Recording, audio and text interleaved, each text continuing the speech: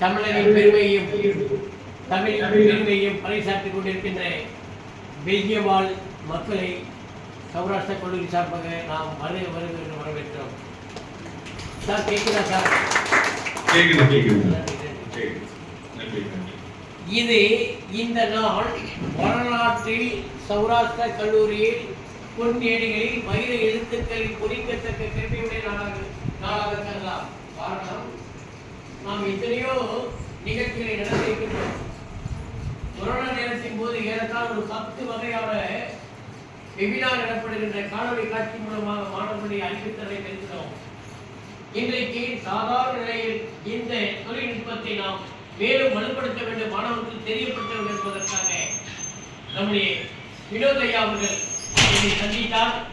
ஐயா, பெல்ஜியம் நாட்டில் பற்பல நண்பர்கள் இருக்கிறார்கள். அங்கு தமிழ் சங்கம் இருக்கிறது. தமிழ் சங்கத்தை வைத்துக் கொண்டு மிக சிறப்பாக தமிழை ஆண்டு கொண்டிருக்கிறார்கள், வளர்த்துக் கொண்டிருக்கிறார்கள், தமிழ் பணியை உலகிற்கு பறைசாற்றிக் கொண்டிருக்கிறார்கள் என்று சொன்னவுடன் கட்டாயமாக நாம் அவர்களை சந்திக்க வேண்டும். ஏனென்றால் இன்றைக்கு உலக மொழிகள் அனைத்துமே தள்ளாடி கொண்டிருக்கின்றன. தொழில்நுட்பத்தின் காரணமாக வளர்ச்சி அடைவது ஒரு புறம் என்றால், நாகரிகத்தின் காரணமாக ஒவ்வொரு அரிய சொற்களை இழந்து கொண்டிருக்கிறோம். இந்த காலகட்டத்தில் பெல்ஜியத்திற்கு சென்றாலும் தமிழ் மண்ணினுடைய சுவை, தமிழ் மண்ணினுடைய மனம், தமிழ் மண்ணினுடைய பெருமையை சங்கம் வைத்து தமிழ் வளர்த்துக் கொண்டிருக்கிறார் என்றால் இந்த இனிய தினத்தில் நாம் அவர்களை கரவலை எழுப்பி பாராட்டுவோம்.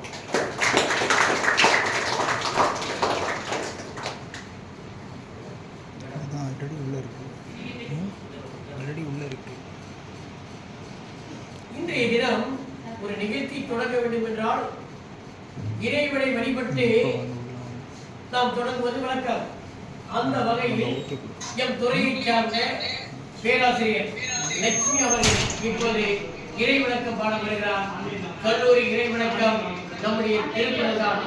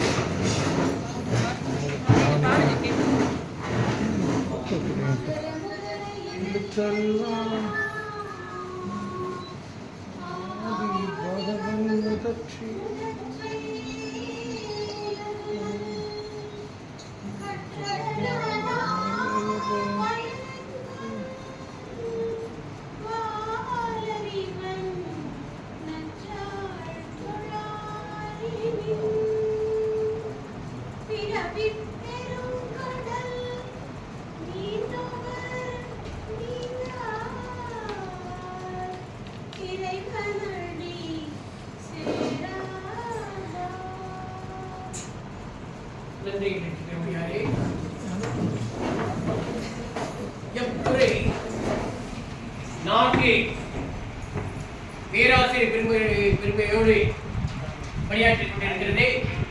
அந்த வகையில் அடியேன் ஆர் குபேந்திரன் துறை தலைவராக இருந்து இயக்கிக் கொண்டிருக்கிறேன்.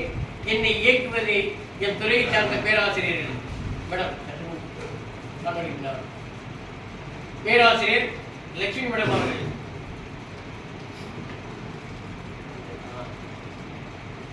முனைவர் பேராசிரியர் லட்சுமி. இவர் சிறந்த சிந்தனையாளர், சுறுசுறுப்பாக செயல்படக்கூடியவர். அடுத்தபடியாக முத்தமிழும் நம் கல்லூரியில் விளையாடி கொண்டிருக்கிறது பேராசிரியர் முத்தமிழ் செல்வி அவர்கள். மிக சிறந்த உழைப்பாடி, தமிழுக்கென்றே தொழிலை பிறந்தவர். அடுத்தபடியாக பெண்கள் கல்லூரியில் முதல்வராக இருந்து நம் கல்லூரிக்கு பணியாற்ற வந்திருக்கிறார் ஊர்மிளா மேடம் அவர்கள். இந்த மூவரும் முப்பெரும் தேவியரும் தமிழ் துறையை மிக சிறப்பாக நடத்தி கொண்டிருக்கிறார்கள்.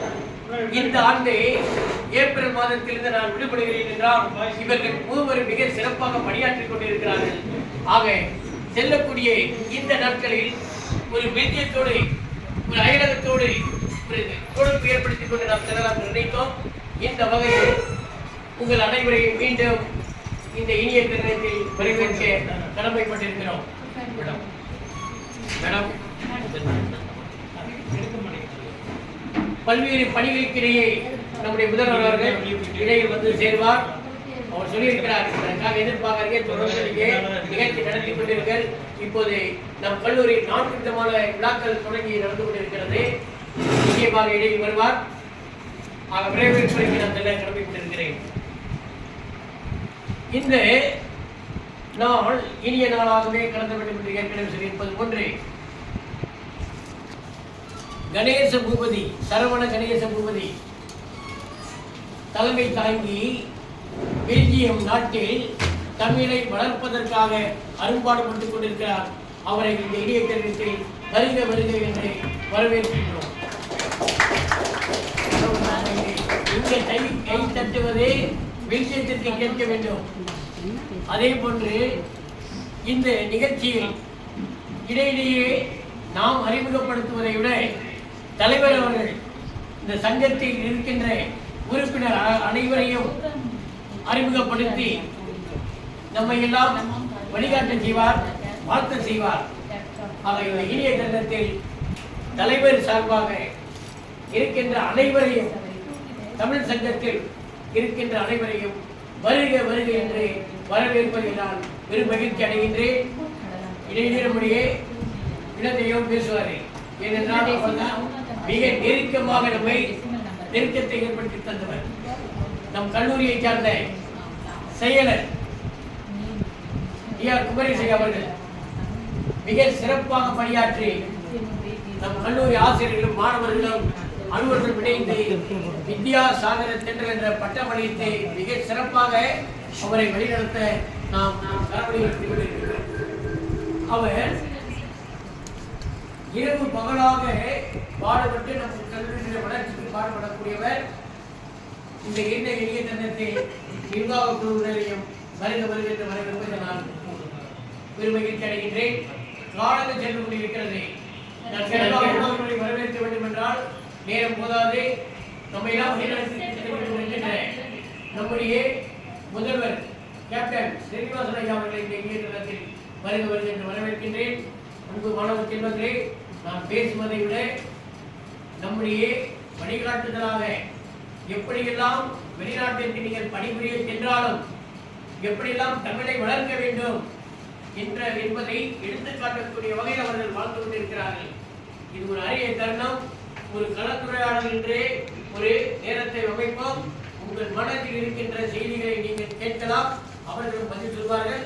அதை இந்த இனிய தருணத்தில் நம்முடைய பெரிய தலைவர் சரவண குமரேச ஐயா அவர்களை வருக வருக என்று வரவேற்று அன்போடு வாழ்த்துமாறு வேண்டுகின்றோம். கேக்குதுங்களா? ஓகே. அனைவருக்கும் காலை வணக்கம். முதல்ல சௌராஷ்டிரா காலேஜுக்கு கல்லூரிக்கு ரொம்ப பெரிய நன்றியை பெல்ஜியம் தமிழ் சங்கம் சார்பாக தெரிவிச்சுக்கிறோம்.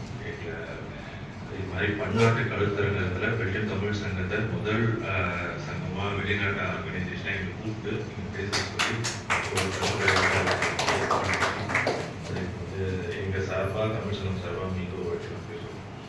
அதை தவிர இதை செய்யணுங்கிறத ரொம்ப முனைப்போடு இருந்த வினோத் மற்றும் வேதனையை 2 பேருக்குமே ரொம்ப தேங்க்ஸ். ஒரு சின்ன டைமில் டக்குன்னு எடுத்து ஒரு தூரம் எடுத்து பண்ணி இது பண்ணது ரொம்ப தேங்க்ஸ். எங்களுக்கும் இது சௌராஷ்டிரா காலேஜுக்கு எவ்வளோ பெருமைன்ற மாதிரி பெல்ஜியம் தமிழ் சங்கத்துக்கு இது ஒரு பெரிய மைல்கல். இது மாதிரி சௌராஷ்டிரா காலேஜில் இந்த மாதிரி நாங்கள் பார்ட்டிசிபேட் பண்ண எங்களோட கருத்தை வெளிவச்சோம், முன்வச்சோம். காலேஜ் ஸ்டூடெண்ட்ஸுக்கு எங்களோட சங்கத்தை பற்றியும் நாங்கள் எப்படி செயல்படுறோங்கிறத பற்றியும் சொல்கிறதுக்கான வாய்ப்பு அமைஞ்சதுக்கு ரொம்ப நன்றி. இப்போ முதல்ல என்னை பற்றி நம்ம அறிமுகப்படுத்திக்கிறேன். அதுக்கப்புறம் டாபிக்ல போனால் என் பேர் சரவண கணேஷ் பூபதி. நான் சிவகாசி பக்கத்தில் ஆலங்குளன்ற கிராமத்தில் தான் 12th வரை படித்தேன். அப்புறம் கோயம்புத்தூரில் அமிர்தாவில் இன்ஜினியரிங் முடிச்சுட்டு பெங்களூரில் போனால் ஒர்க் பண்ணிகிட்டு இருந்தேன். ஐடி தொழில்நுட்ப சாஃப்ட்வேரில் தான் ஒர்க் பண்ணிகிட்டு இருந்தேன். அங்கேருந்து பெல்ஜியம் வந்தோம். கிட்டத்தட்ட ஒரு 15 வருஷத்துக்கு மேலே இங்கே இருக்கிறோம்.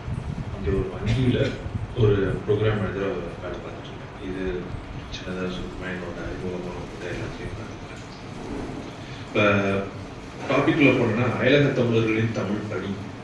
இது ஒரு இன்றைய காலகட்டத்துக்கான ஒரு முக்கியமான தேவையான ஒரு தலைப்பாக மாதிரி நான் எதுக்காக அப்படின்னா அதுக்குரிய காரணத்தை பின்னாடி வரும்போது உங்களுக்கு சொல்கிறேன். பட் ஒரு நல்ல டாபிக். இது பெல்ஜியம் தமிழ் சங்கமா நாங்க எப்படி இந்த தமிழ் பணி ஆற்றோம், எப்படி வந்து கிவிங் பேக் டு த சொசைட்டின்னு ஆங்கிலத்தில் சொல்ற மாதிரி எப்படி நாங்கள் சொல்றதை நான் கேட்பேன். அதுக்கு முன்னாடி ஃபர்ஸ்ட் வந்து பெல்ஜியம் அப்படின்ற ஒரு நாடுன்னு சொன்னா உங்களுக்கு என்ன ஞாபகம்? இது வந்து ஒரு இது சார் சொன்ன மாதிரி ஒரு கருத்துரையாளர்களே வச்சுக்கலாம். நீங்களும் பேசிட்டீங்கன்னா இன்டராக்டிவ் பண்ணா நல்லா இருக்கும். பெல்ஜியம்னு சொன்ன உடனே உங்களுக்கு என்ன நல்லா ஞாபகம் வருதுன்னு சொன்னீங்கன்னா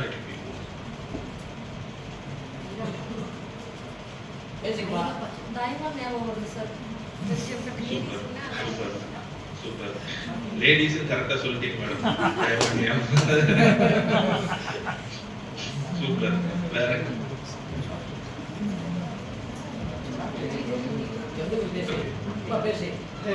ஹீரபுல் தான், நீங்க எல்லாரும் பேசலாம். உங்களோட இன்டராக்ட் தான் பண்றாங்க, நீங்க எல்லாரும் பேசலாம். ஃப்ரீயா தான் அவங்க எல்லாரும் கார் மேனுஃபேக்சரிங் நம்ம வந்து நல்லா கார் மேனுஃபேக்சரிங் நல்லா ஜாலியா இருக்கும். அப்பலாம் நான் மட்டும் பேசி அவர் பேசுறேன். ராஜேஷ் நீ பேசு. சொல்லு பா நீ பேசு. அப்படி பேசலாம். Car manufacturing sir. Car manufacturing யூத்ல இருக்காங்க.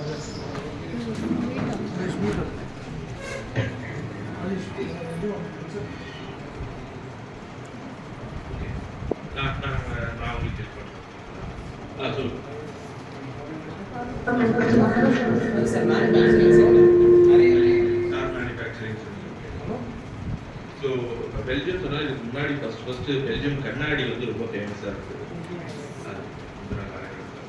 அடுத்து மேம் சொன்ன மாதிரி இங்க வந்து டைமண்ட் கட்டிங் ரொம்ப ஃபேமஸ். அங்க வந்து நம்ம ஊர் இந்தியாவில இருந்து தான் அங்க வந்து வேலை எல்லாமே செய்யறாங்க டைமண்ட் கட்டிங். அடுத்து வந்து பெல்ஜியம் வந்து நாட்டோவோட ஹெட் குவார்ட்டர்ஸ் இங்க இருக்கு. அதுக்கப்புறம் இன்னொரு முக்கியமான விஷயம் வந்து நெப்போலியன் போனபார்ட் தெரியுங்களா, அவரோட பேட்டில் ஆஃப் வாட்டர்லூ கேள்விப்பட்டிருக்கேன். தோத்து போன கடைசி வரவரை அது வந்து பெல்ஜியம் தான் இருக்கு. அதோட முக்கியமான விஷயம் வந்து யூரோப்பின் தலைநகரம் பெல்ஜியத்தோட தலைநகரமும் ஒண்ணுதான், அது பிரசல்ஸ்.